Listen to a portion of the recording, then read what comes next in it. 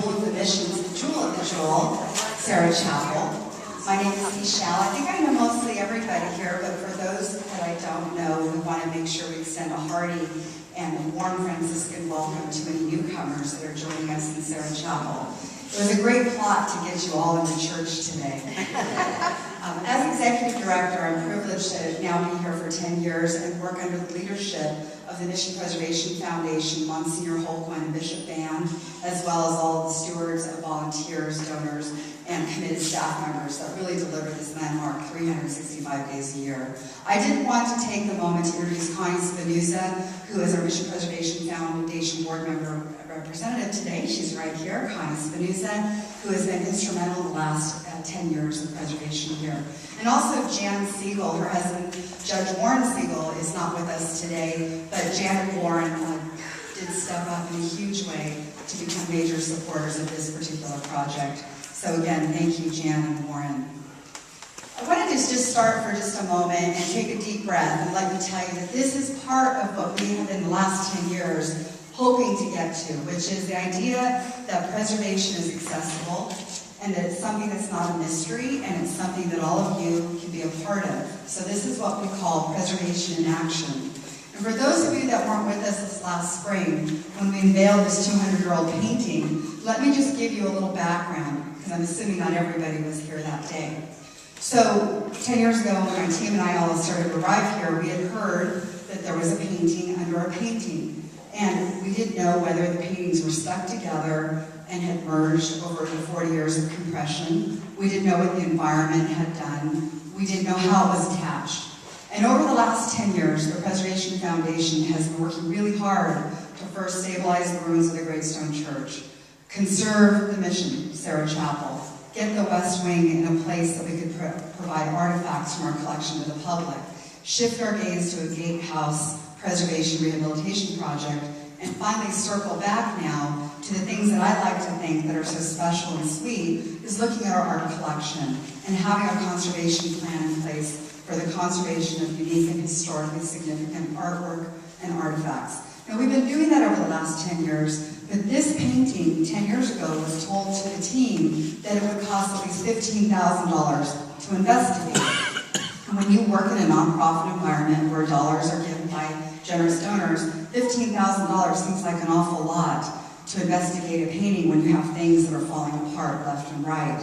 So we put that on the side agenda and continued down this path together as a community. And now that we've accomplished so much, all of us together, we felt in May that we could start to shift our gaze to consider this painting in the Sarah Chapel.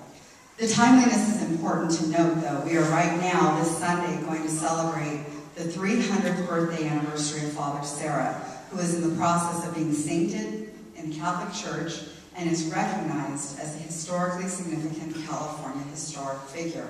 And the reason why this chapel is deemed historically significant is because of its unique relationship to Father Sarah and its unique character-defining features of the architecture on the site and the Great Stone Church. So Father Sarah still is alive here in the Sarah Chapel. And we thought, what better timing with so many things checked off the busy to-do list to go back and circle back and look at this painting. So we hired a conservator through our team of Jennifer, who's our museum registrar, and Sam Uren, who's our preservation manager, and myself. And with a few wonderful dollars given to us by Jan and her husband, we were able to hire a conservator come in, and many of you were there that day when we learned that we could reveal and remove the Maldonado painting that was done in 1971 to see this. And it had not been seen in 40 years. And so people that had been coming to parish here daily at 7 o'clock or Sundays, the painting that they had become liturgically connected to and spiritually connected to was the one above this. And so I'm sure that for those folks it could be a little bit of a change, and we don't want to be insensitive to that. But that was something that we had to pay attention to.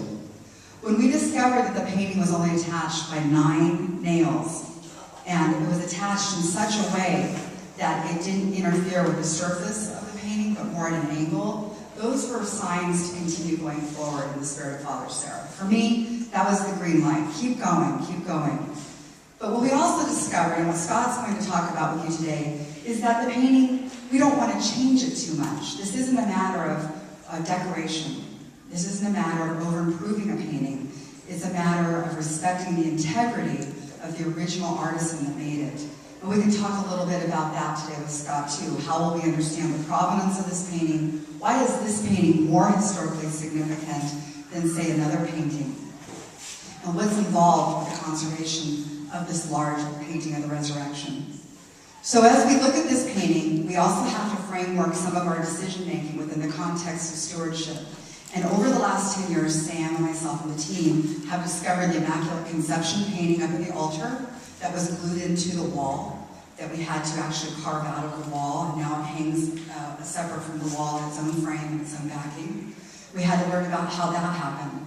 The Stations of the Cross painting collection, which are in every Catholic church that you see here from the 17th century, all of these paintings were black 10 years ago and have been reframed and rehung and reattached to backings and stretchers and hung seismically correct. And then there's a series of paintings in the Treasures exhibit.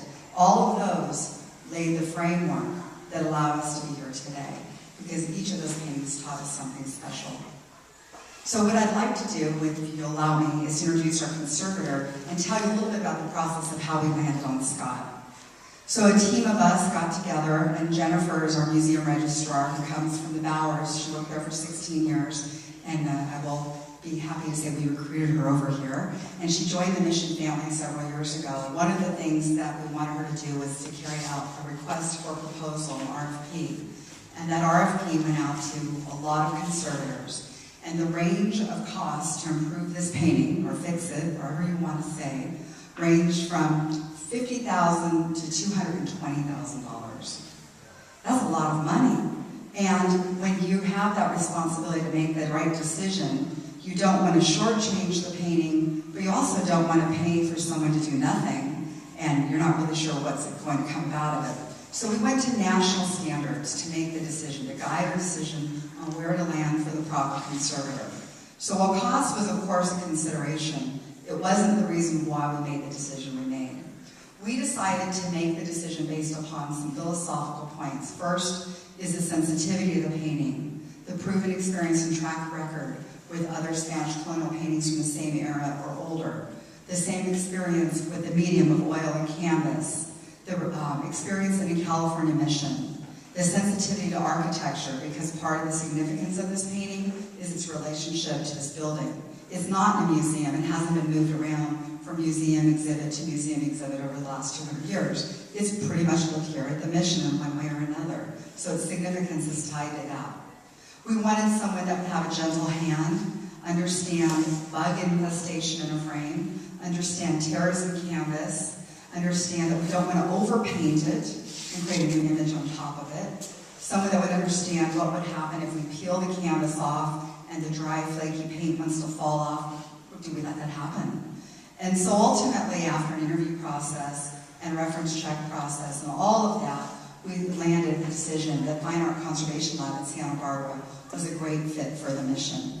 And so the reason why you have Scott here today is because we think that, based upon the philosophical disposition of the preservation team today, he'll be the most conservative, the most cautious, and will communicate with us if there's something discovered. And believe me, we will find something, because nothing around here doesn't have roly-polies under it somewhere.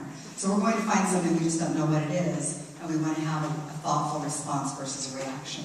So Scott's here, he's going to talk with us about the painting, and then after that we'll have a little bit more of a conversation about where we go next. I did want to welcome the Mayor, Mayor John Taylor. Thank you for joining us. I know you have to run the city, so we're so grateful for you to come and join us, and the fact that the city seal still contains Father Sarah as its logo, and this 300th year means a lot to those of us in San Juan Capistrano. So thank you for not sanitizing that. Okay, so Scott Haskins from Fine Art Conservation Lab. I'm not going to tell you how old he is, but he has decades of experience, which is another reason we really like him. He's going to talk to you about the painting. Please give him a welcoming hand.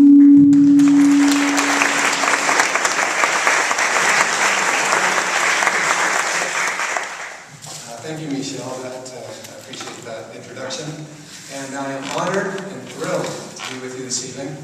I hope to not only inform you historically, but also to almost entertain you, although this is not the place for entertainment. And I actually think it almost feels like we should start with a prayer. But one of the questions I get the most is how did I get into art conservation and art restoration? And so then I'll tell you a little bit about, of course I'll tell you a lot about the painting. And then at the very end, one of the things that I often do for groups is I try to help people understand things that they can do at home with your own family history, with your own collectibles, with your own artwork, how you can take care of it better. And so I'm going to give you some couple practical tips at the end. I grew up with an interest in science and art, and never knew that those were two things that went together until I got through college, getting through my bachelor's degree. And my art history chairman said, well, why don't you go into art conservation? And I said, what's that? I had no idea. And so he said, well, and after he told me, it was the perfect marriage of my two innate interests, the application of science to the preservation of art. I have never painted a painting, okay? However, I do art restoration, I do painting restoration. So a lot of people look at me and say, is that even possible? Can you not know how to paint and still be an art restorer? Actually, we never hire artists in our lab, and artists usually make really lousy art restorers. As you might guess, they're a little too creative and a little too free-spirited. So I was accepted to, and within a year, I began attending a master's degree program specializing in painting conservation in Italy. And went to there's a center in Rome, it's the National Center in Rome called l'Istituto Centrale del Restauro, it's close to it in Spanish. They have satellite centers in different places, and I was in a satellite center in northern Italy, just outside the city of Brescia, close to Garda Lake. And there was a very modern scientific lab made out of a 900-year-old monastery. And the very first week of starting school, they put me on the scaffolding working on a mural of saints painted in 1365. And I just went, whoa! I just, it was heaven, and I knew I had found my spot.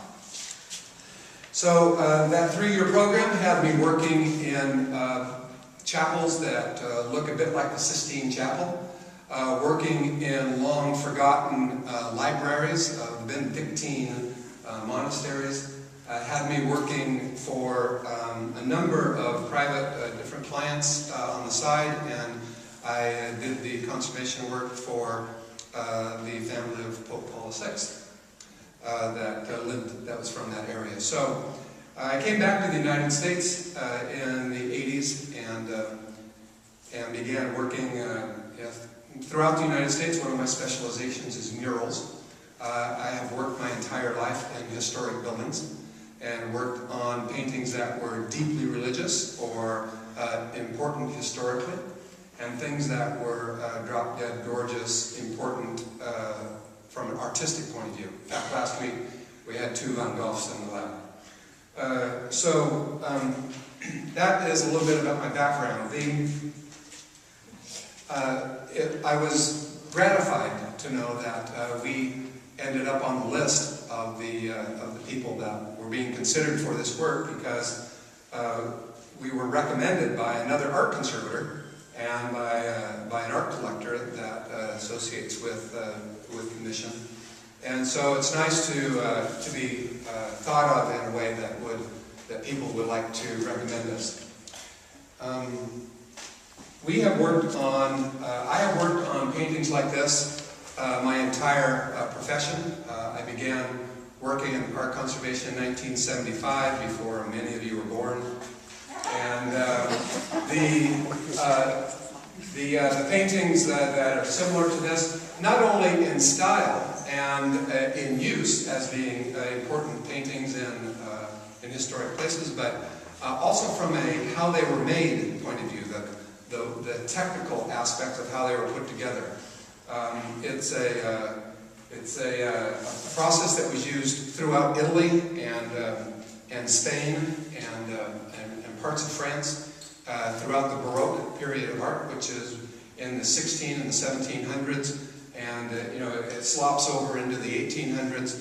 And so, of course, Italy at that time was the center of the universe for the production of art, and the entire world immigrated to Italy and came to Italy to be taught, and in many ways. And so, but the Spanish were also of the same mind and heart and artistic technique.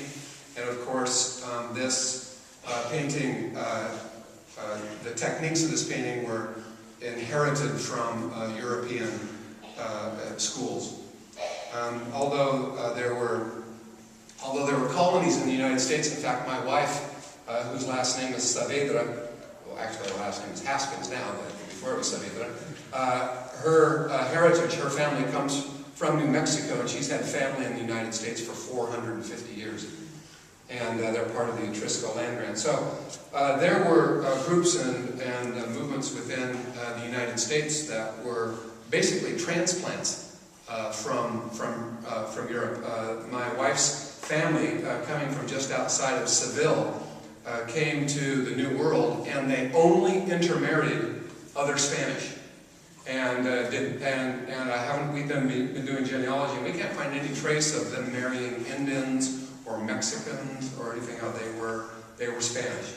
And so you might also expect that the Spanish school of painting and Spanish heritage was inherited and transmitted and came through these systems, and of course through the missions of California. So these paintings are of deep significance in many ways. While you may look at this painting and say, well, it doesn't belong in the Sistine Chapel next to the great masters of the Renaissance, it's really irrelevant of how it holds up to other paintings or other artists. Because the importance of this painting is that it is a deeply significant religious painting for this place, on this wall. And it is an important part of the worship and of the perception and of the inner strugglings of people and the teaching of people. Of course, back in 1800, when this painting was painted, there were a lot of people that couldn't read and write, and so they learned by what they saw and by what they heard, not by what they read. And so these types of paintings were used to teach and give people impressions and give them something to think about, while the comments and the only word I can think of is in Italian, the preaching was going on. So I approach a project like this with deep reverence in the fact that we do not want this to look like a shiny penny when we are done. On the other hand, while there are aspects of this complex of the mission San Juan Capistrano that are an artifact, in other words, they are not perfect in their appearance as they were hundreds of years ago, but is an artifact from the past. This painting does not need to look simply like something that we just dug up out of an archaeological place. And so I'd like to comment quickly about something that Michel said about the range of work or the range of price. The range of price probably reflected the range of work that some people thought the painting needed. And I want to guarantee and to reassure you that my bid was not the $250,000 bid. And I also want to reassure you that this painting is going to go. There are two parts. There are two parts of art conservation. And in the United States, we use the word, and in England, we use the word art conservation, not restoration, because art conservation is made up of two different things. One is the preservation, whatever is needed for the preservation of the item, in this case, a painting. But art conservation, of course, is used for furniture and for flags and for books and for everything that's conserved. But there's two parts to it. One is the preservation, the halting of deterioration. And the second part is the restoration. So in terms of trying to explain, restoration is more used when you have to make something look better, okay?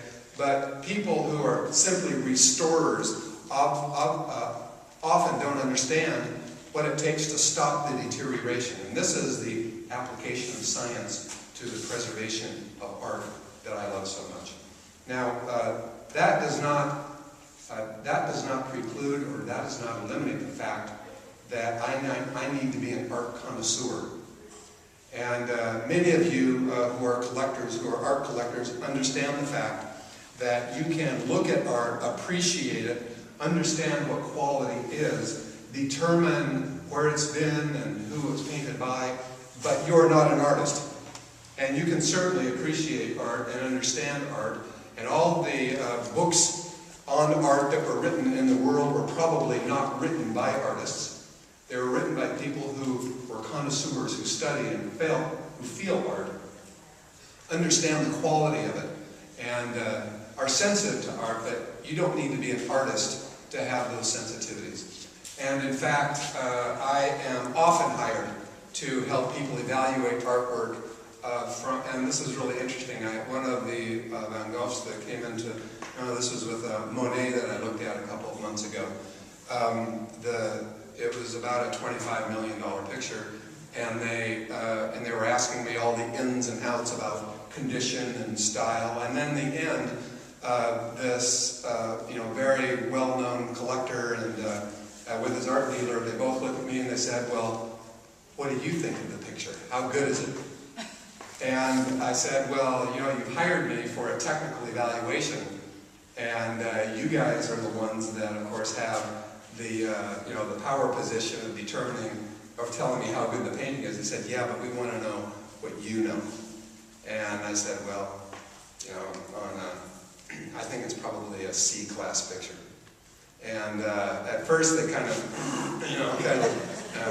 their hair on the back of their neck went up, and then they kind of thought about it, and they agreed with me. But the idea of understanding the soul of the artwork that you have in front of you is an important part of understanding what to do. And from the instant that I saw this painting, we knew exactly what the final vision or the final appearance of this painting was supposed to be. So there is a bit of a discovery process that we're going to go through. The first part of that discovery process is involved, you've got to be careful not to do a face plant here, there's something screwed to the floor. This frame that you see here is a plaster frame that's part of the wall. And as you can see, it holds the painting to the wall. And if you look along the side of the picture, in fact, I have a pointer. If you look along the side of the picture, along here, you can see that it conforms with the movement of the plaster. And so this frame is not removable unless you want to take a sledgehammer to it, which we're not going to do, of course. And however, it's interesting, if you look, it's sealed along the bottom, but I was up on a ladder at the very top where that cross is, and there's a gap in the top of the painting about this big. And you can look down behind the picture. And it looks to me like there are some 2-inch by 2-inch blocks that are positioned every once in a while, and those are attached to the wall. And then the painting is attached to those wooden blocks. And then the frame was put up in pieces around the painting. And we're going to come in with a metal detector when we're ready to remove this, to find out where all the screws are. And but if you come up and look at this, you'll see that there are breaks in the frame. You can see that there are joins.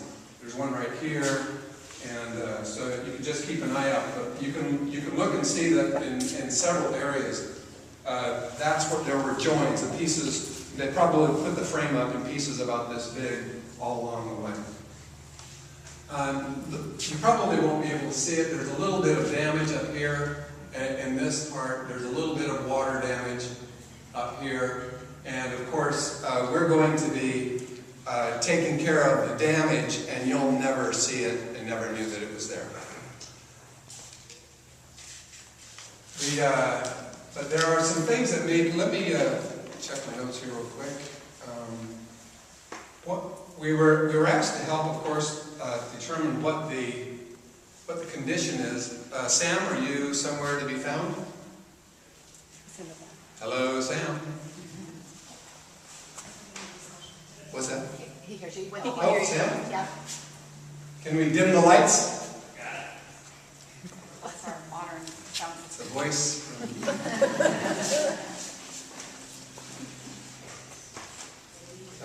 Are they dim? Yes. All right.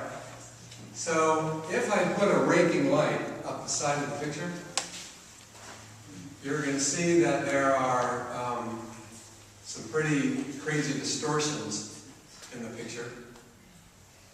And can you see what I'm talking about? See the folds and the drapes in the picture? The original canvas is no longer able to hold its own. And so that's going to need reinforcing. We're going to reinforce the back of the painting. But before we do that, we're going to relax the painting, and we're going to pull those this sagginess out so that it doesn't look like a sail anymore. You can also see right here, all this roughness that you can see here. These are the paint layers that are peeling off the painting, and you can see. Is that evident? Can you see those? This texture that you see here is where the paint is peeling off, and this that you see right here and across here is a crossbar behind the painting. There's a wooden framework holding the painting, not so well, I might add. And so there's a bar down the middle, goes here, and then you can see a crossbar here, you can see another crossbar here. And see that? You're getting the inside scoop of looking over the clues. But you can see again, these are all the paint layers that are lifting up. We have to make sure that we don't endanger or lose any flakes of paint. Not even little small teeny tiny ones. We don't lose paint.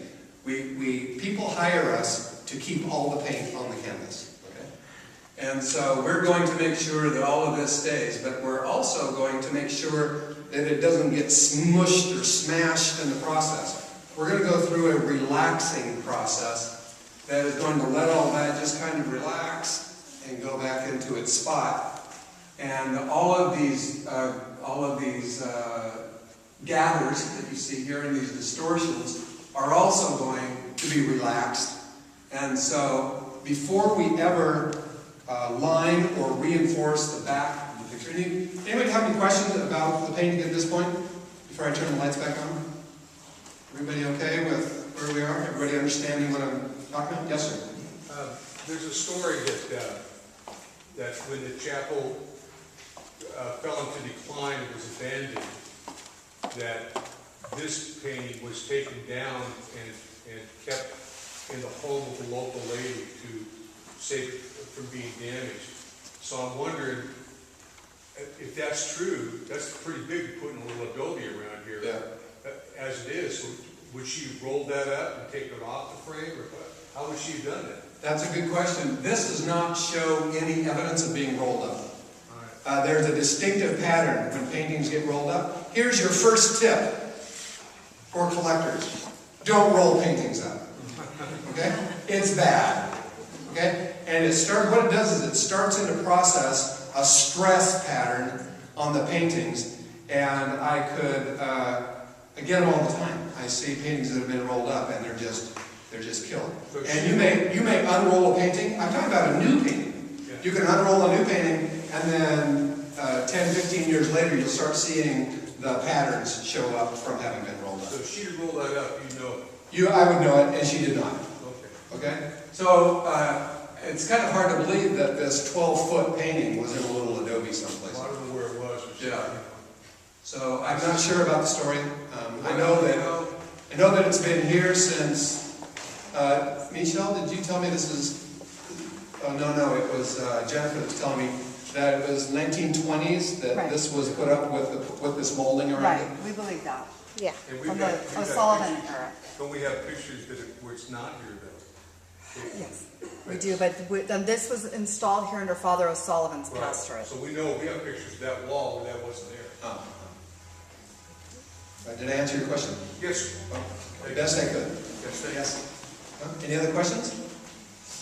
Okay, so Sam? Oh, excuse me? Yes, ma'am. Yes, Michelle, Karen Ferguson on 4 over here. Were you able to determine in that book by Engelhardt if this was the painting that was in the sala, the altar in the sala in that book? We've looked at the Engelhardt painting, but right now, doing this process, I mean, you can look at it and everybody could say that, and we're assuming that's right, but that's part of this process, is having the official conservator help verify our process. Okay, thank you. Thank you, There was though. another one. Yes, and a truck that has a suspension and is made for carrying artwork. We have an art handler, an art mover that's going to be coming to pick it up, and we'll all be there to help out. Yes? This is a relaxing process that you're mentioning. I'm imagining that's going to be done horizontally. Yes. And that would be over the course of 6 months or a year? No, it'll be over the course of one day, practically. We go through, we have a piece of equipment called a vacuum hot table, and the table is 8 by 12 feet. Perfect size. And it warms up. Well, I mean, you know, hot plates can get really too hot, so you can cook stuff. But our hot table just kind of warms up. And with warming and with some humidity or with solvents, this will relax in a matter of a day. Yes, ma'am. Where would the original blank canvas have come from? That's a good question. I can answer that. I might be able to answer that more accurately once I can see it. I haven't seen the canvas. It's most likely done on a hand loom. But however, by 1800 there were manufacturing looms being used. Whether this was made by machine or made by hand, I don't know.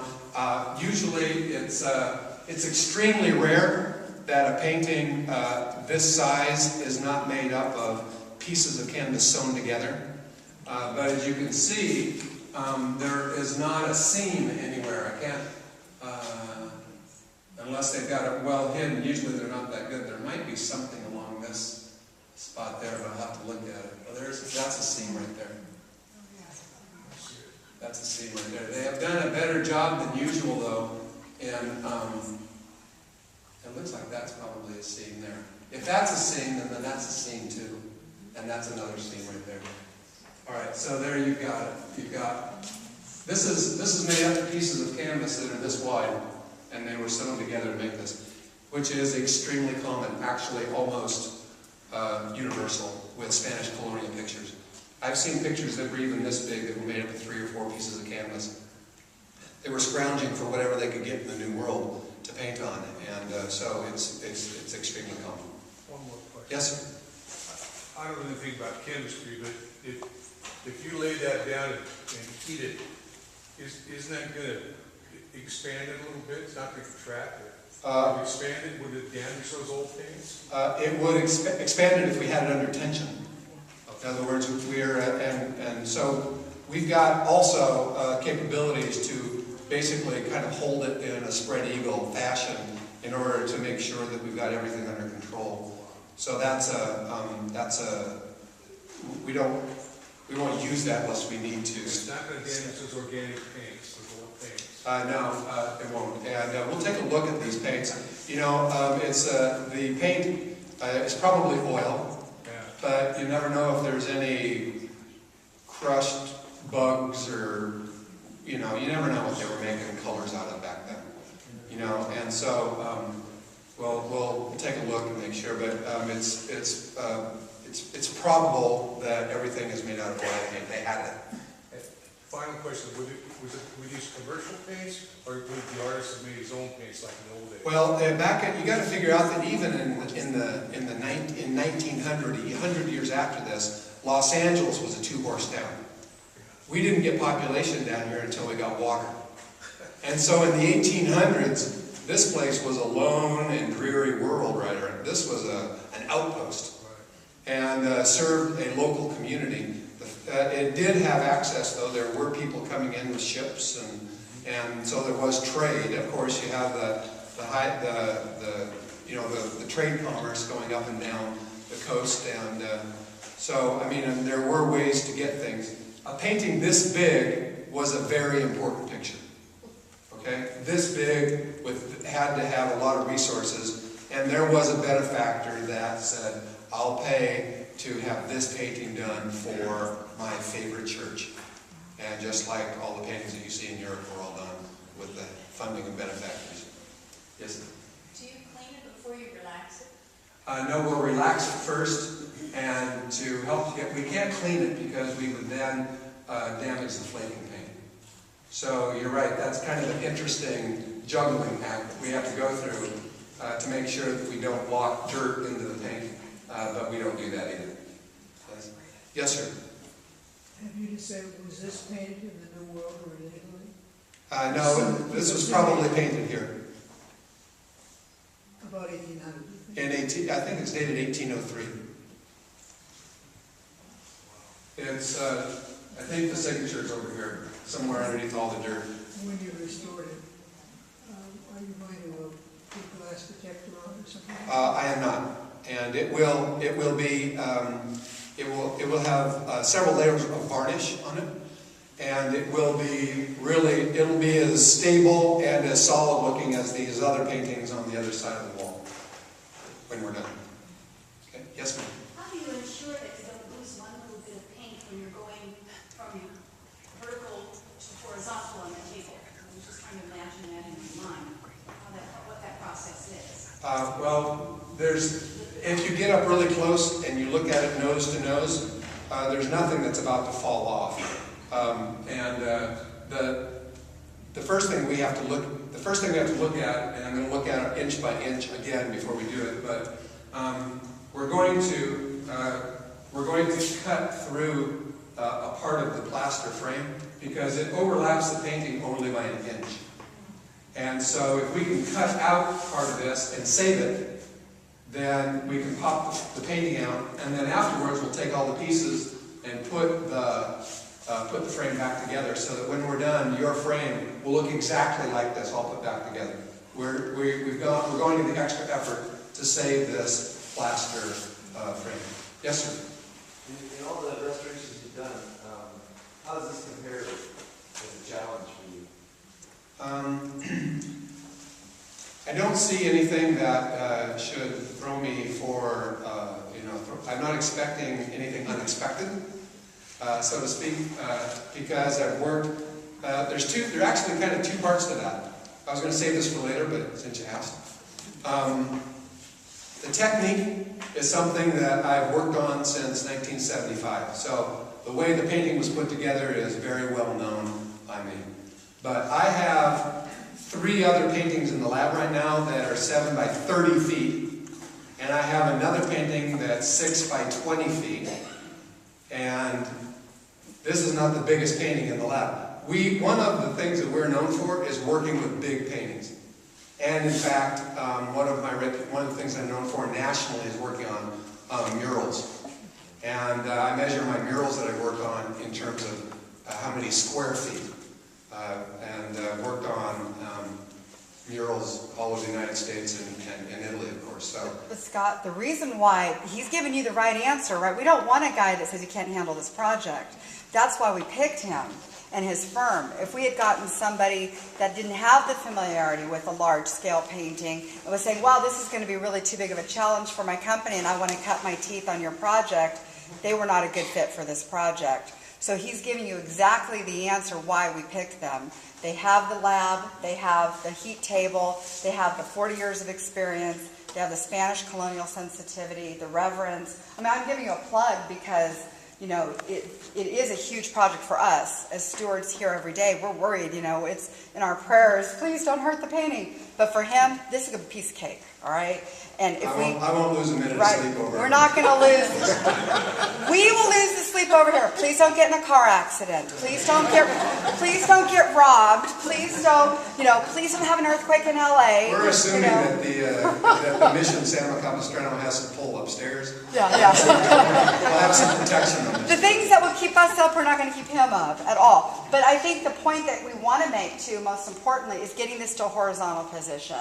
That it's been hanging so long vertically, you can see it sort of stretch. There's going to be a real opportunity because one of the challenges, Scott, what happens when we want to put it back in this place and it's too big for the space? It'll be the same size. Right? So, but it's all going to find its place. It went into this place before it was sagging. So that's what we need to see, how that's going to look. So thank you. Some of the other important collections we worked on is we were entrusted with and worked on all of the major Spanish colonial pictures for the Carmel mission. And in fact, after they proved us that we knew what we were talking about, then they gave me Father Serra's funerary painting to work on that he commissioned himself for his tomb. And we worked on that. And so if you go to the Carmel mission and go in the main church, you're looking at our handiwork. Also, I don't know if any of you have been to the Mission Inn in Riverside. That's not a church, by the way. The Mission Inn is kind of a very interesting hotel. If you go into the Spanish art gallery, there are 100 Spanish colonial pictures there that we worked on. And so we worked on Spanish colonial pictures for the Iberian Institute out of Santa Fe, New Mexico, an institute that is dedicated to, of course, Iberian or Spanish colonial art. And we are held in high esteem, and continually our praises are sung by the #1 Spanish colonial art dealer in the United States, and he gets some pretty spectacular stuff that we get to see every once in a while.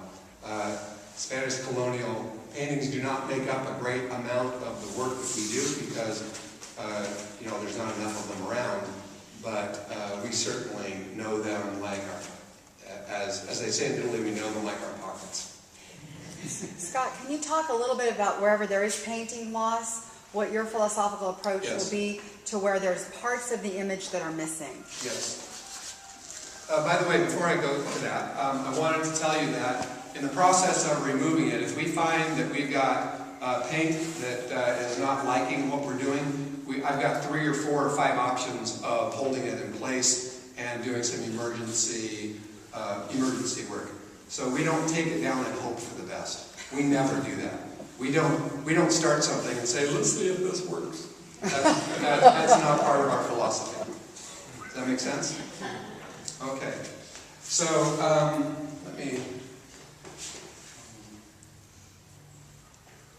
So I've talked about the difference between stabilizing and preserving it, and then doing the restoration work. And Michelle has just asked about the restoration process. If you look at the painting, hey Sam, got some light?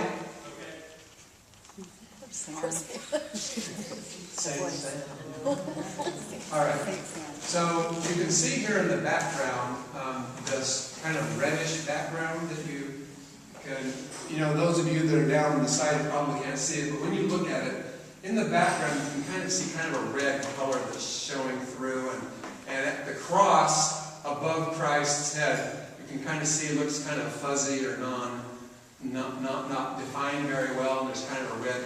That red that you see in the background is a red bowl. Now, most of you it's a bowl is a clay, and that's mixed with, and that's the gesso layer, so to speak.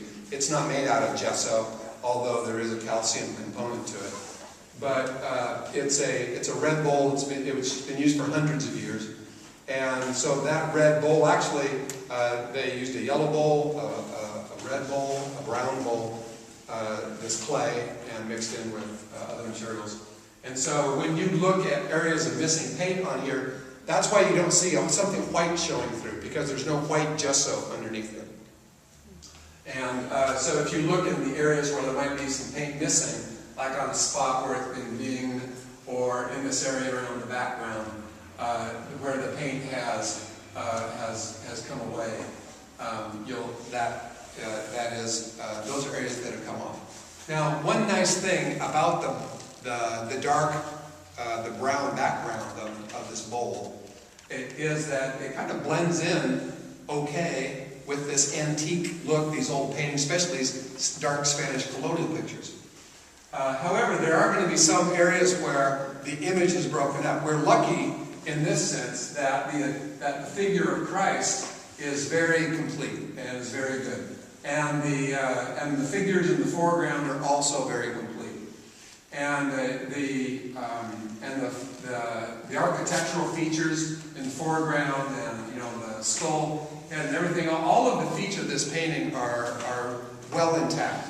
There is at the very top here a scroll with some writing on it, and I don't remember if it's in Spanish or in Latin, but it's not in English. But and about half of the writing is lost. In the process, the bottom half has flaked off. But there's not going to be any guesswork as far as trying to figure out what the original painting was. So then the question is, how much do we retouch? And we're going to come in and complete areas where it helps to define the composition. That's one thing. And we're not necessarily going to come in with a big wide brush and start repainting. That's not the way we do it. When we inpaint, we use a little teeny tiny little tipping brush. And there are several ways that we can do that. But we're going to, basically what we're going to do is, in an area that kind of sticks out and looks like damage, we're going to soften it and let it recede back, and we're going to put some color on it, and so that it blends in better. But in the end, we're not looking for a brand new Spanish colonial picture, as we've already talked about. I think it would be really not in keeping with the spirit of the picture. It's really not needed for its purpose from a worshiping point of view. Once we have the painting cleaned and varnished, the colors are going to pop. It's going to look like a completely different picture to you. And I want you, and when we unveil this again, and it's back in its location, I want you to all understand that that is the original picture smiling back at you. It's not Juan and Scott at the bottom. I won't sign the picture when we're done, because there's going to be we're going to try to minimize. We want you to see everything that's original, and that's the thing that we're looking to do. I'm sorry. Question? I just wanted to know what it's going to take to restore them. Let me give you an answer. We're only halfway fundraised, so he's not going to finish this project until we raise all the money. And we have $27,000 left to raise. So he finishes the project, this thing comes back. But it's in his hands until we finish raising the money. We're going to raise that money, though, and my goal is we're going to raise it before Easter, the spirit of the resurrection and the holy season. And that's why we're here today, because we're hoping you all help us out a little bit with that. But we're doing it with the idea that maybe St. Joseph's Day or Easter. But right now, the project is not completely funded. And so that kind of gives you the timeline for it. In our normal, it kind of depends. In our normal cycle, there are 3 art conservators, like myself. Actually, my oldest daughter, who's 36, I've got pictures of her when she was 5 years old with a Q-tip working on a mural with me. She's now 36 and is one of the conservators that works with me. She, of course, has learned through an apprenticeship. And then the other conservator that I have working with me has 15 years of experience, and she's an Italian lady from Turin, Torino, Italy. And so the 3 of us are the art conservation people. I have an office manager, and there's an appraiser that's associated with our business, And we have another couple of technicians that help, conservation technicians that help. But that's about it. Now, when we get involved, for instance, we worked on 25,000 square feet of murals at Fair Park in Dallas, Texas.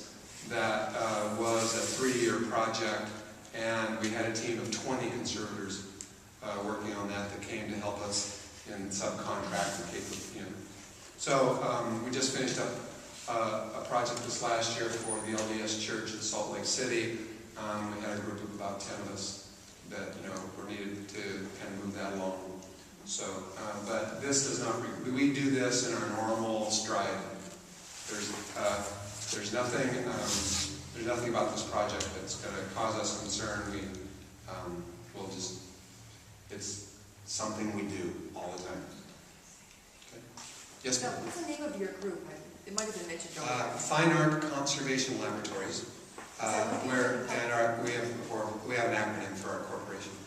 Are you located in California? We're located in Santa Barbara, and we do work all over the United States. We have several collectors. In fact, when I was here before, they're saying, "Oh my gosh, we hope you didn't come down here just for us." I said, "No, I met with 3 other collectors this morning, and I'm meeting with a museum this afternoon, and I've got a couple of dealers in Laguna Beach that I connect with. We are in Los Angeles once a week.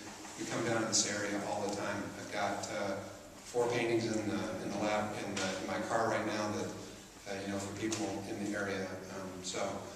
We actually provide door-to-door service for clients in the Carmel, Monterey area, and we're up through Las Vegas all the time, and get up to Salt Lake City very often. I've got several good clients out of Scottsdale and the Phoenix area. Do you work with Ray Redfern ever? I do conservation work. Do you want to talk a little bit about the frame? Because that was part of one of the contingency factors in the contract. It is. The committee made the decision to keep this frame on the painting, and so we have, as part of our team, this is a person that we brought on, a European fellow who has also, we've worked with plaster architectural features before on murals in Europe, and he is also very experienced with that, and so we've got 3 or 4 of us that know this stuff. We brought him in because he's a little fresher, it's fresh on his mind, and so he'll be coming in with us, and we're going to look and see how we can dissect this so we can take off the smallest amount of plaster frame possible so we can pop the painting out. And then, like I said before, we'll put these pieces back in and smooth back over the gesso and put back on some gilding, and you'll never know we've been there. This is ninja conservation. You'll never know we've been there. But the thing that we might find, and we want you all to be aware that Sam and many members of our team, when we removed the Immaculate Conception, it had a similar frame, and the Immaculate Conception is to your left behind the pulpit if you want to check it out later. And we had the pleasure of having the glass and the doors always open, so the little birds like to fly in and sit on top of the Immaculate Conception. And so over many years, it needed some repair and some work. So when Sam went to go remove that painting, he found out that the frame was glued into the wall. That was our first tip in readying for this painting. But we also found out the canvas was glued directly onto the adobe brick, that there was no plaster finish. Okay, so the dirt from the adobe over the years was sloughing off and kind of creating a little saggy feature at the bottom. So Sam had to come back, and we had to have a prescriptive treatment not only to hang the painting and reframe it, but then also to replaster the wall. So we might find behind here no plaster. I don't know if you saw when you're at the top or not, Scott, but so that might be another preservation element that's a contingency that we don't know yet. And that's the idea of this being a very organic process. The idea of preservation isn't just A to Z. There's a lot of things along the way to get there. And so Sam's getting his plaster ready in the back room, and we'll see what we've got. In my collection of things that I've found when I remove paintings like this from a wall, I've found bullets. Isn't that weird? We found a bullet. I We have a found bullet. a bullet behind the painting. Of course, BBs, found BBs, dead lizards and mice. And I still have a handmade chisel from 1625 that a worker left behind the painting when they put it into the when they put the painting into the wall. I have extensive experience with bat poop and termites and other visitors. So we may find, like lots of other pieces of wood in the building, that we take this off the wall and the stretcher bars, want to come apart. So we'll be ready for that too. And while this painting is off at the lab, the 1971 painting will be in its place, the Maldonado painting. Do you want to talk a little bit about what we're doing with Maldonado? This is exactly the time that I wanted to talk about it. We're on the same. Call me Vanna White, I'm just helping. The other painting, I'm going to clean it, and it doesn't need a lot of cleaning, a lot of heavy cleaning, and so we're going to clean it, and I'm going to give it a nice coat of varnish, and it will sparkle and pop in color, and then it's going to go on the wall in place while we have this away. So that's part of the deal. Yes? Well, I think the concern is what happens to Maldonado's painting when this painting comes back, because now that painting has its own interesting story of significance to the relationship of this mission. We have Gilbert Aguirre here, who's a friend of the mission, and I don't want to totally tell you his life schedule, but he's here most days at 7 o'clock. So for a long time, he's been looking at the Maldonado painting, and so we have to respect that. And so we have to decide how are we going to present the Maldonado painting to the public. And one of the things we'll be talking about with Scott and others is how can we travel the painting, how can we share it with the world at large. Is there an opportunity in our solid preservation to have it on a rotation? We don't want all of our items out forever because they deteriorate, so we do want a rotational basis like we are doing with Treasures exhibit. So there's a whole story that's going to come out about for the Maldonados as well, and that's part of the beauty of preservation being an ongoing process. And by the way, that painting is in very good condition. So it's in fact, I'm amazed that it's not got some cracks and deformations in it. It's in perfect shape. Yes? Is the frame from 1800 as well? Well, no, it was from 1920s, I believe. 1920s, so we don't know what the original frame would look like. I don't. Okay. Yes, ma'am? You had mentioned painting was painted in 1803. Do you know if it was painted for that spot, or could it have been also being painted for the Great Stone Church? I don't know, to tell you the truth. It could have been hung in the other, but I'm not in charge of the historical research. So, there's you. I don't think it was here. I mean, we're in-house, we feel that way, but we don't want to come out publicly and make an emphatical statement until we can back that up, because we are trying to operate international museum standards the best we can. The one thing I would tell you, though, for the frame question, is all of the stations collection that you see here, they were reframed between 2005 and 2008 with the Preservation Foundation's efforts, the $1.8 million project that went on here. And our pastor, Monsignor Holquin, and on the advice of the preservation team, we decided to reframe those paintings because they were too heavy for the adobe walls. They were not anchored into the system, and they could have killed somebody. They were never hung properly. And the canvas was glued onto a metal backing, like a sheet metal. So it took about 40 hours of labor to remove those canvases off. It was a horrible project, but it was a wonderful project. So in this particular instance, the pastor, as the leader, made the interpretive decision to breathe new life into these paintings. And after doing research, we chose a frame that was Spanish colonial based with the bowl, the gesso, and the hand gilded and the hand carved. So these frames are basically two-piece frames, all hand carved in the style of Spanish colonial. Every cross is hand gilded. There are only about 20 crosses made. The remainder crosses were given to people that helped make the project happen. With this particular project, we're choosing not to reframe it because of the very large emotional connection related to this painting, and that means it also to the frame. It's a little bit different. The painting, in our team's estimate, is more like a piece of the architecture, and so therefore the frame is that. In this case, the frames weren't so much that, and they were a threat to public safety, and we had a lot of issues. So we have to make those choices, right, as stewards along at each corner, it seems like. So, but we did have the option to take the frame down, and that was talked about a lot. Yes, sir. I have one more. I saw some. You can have 2 or 3 more. I don't care. If you look at look how long that painting is. How wide it is? Yeah, wide it is, I'm sorry. And so it's covered all those little cresting waves. You reckon you might find the original paintings on the wall when you pull that off? We might find the original what? Well, because this wall, the original hand decorated walls, these little wave signs. Oh, here? Yeah. Well, We already we're have not that. taking this frame off the wall.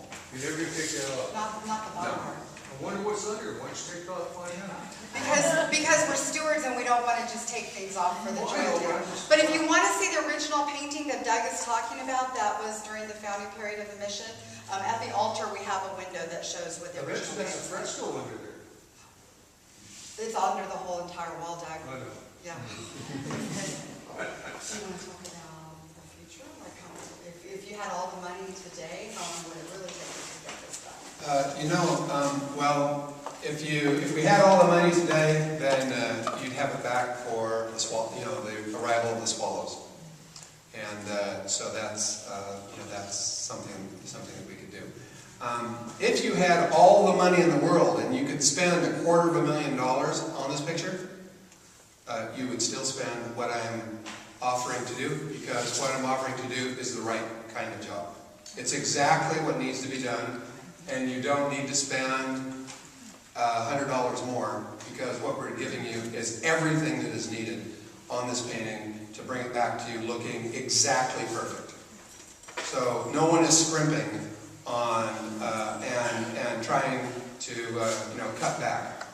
We made a proposal that took care of all of the needs of the painting, and we were exactly in sync with your committee that was thinking about the painting, and so there's really been no question about how far we go, although we're open to have that discussion with your administration as many times as they want to have that conversation.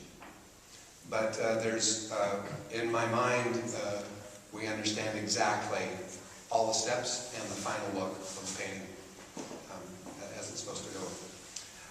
Any more questions about this? Let's take a final question from Jan No, Siegel. I just wanted to know, when you're working on the painting, you said you're going to reinforce the back, Yes. and then you're going to do the front. Is your table in the lab, is it, you just put it down once and you move the table, or are you moving the painting? We'll be moving the painting. Or you move the And of course, it's big enough that it takes several people to move it, and it's never in danger. And so that's when we're done. Also, by the way, the idea of the name of a vacuum hot table does not mean that we suck the snozzola out of it and we like smash it down and it gets flattened like that's not the process. The process is one of relaxing, and when we hand it back to you, it's going to be it's going to have a beautiful original texture to it, and will look perfect. Yes, ma'am. I'm going to give those to you right now. Let's do that. As soon as we're done talking about the painting. How long do you think it's going to take you to take the painting off the wall? That's a good question. I've got 3 days set aside for it. We may get lucky and get it out in a day. It's kind of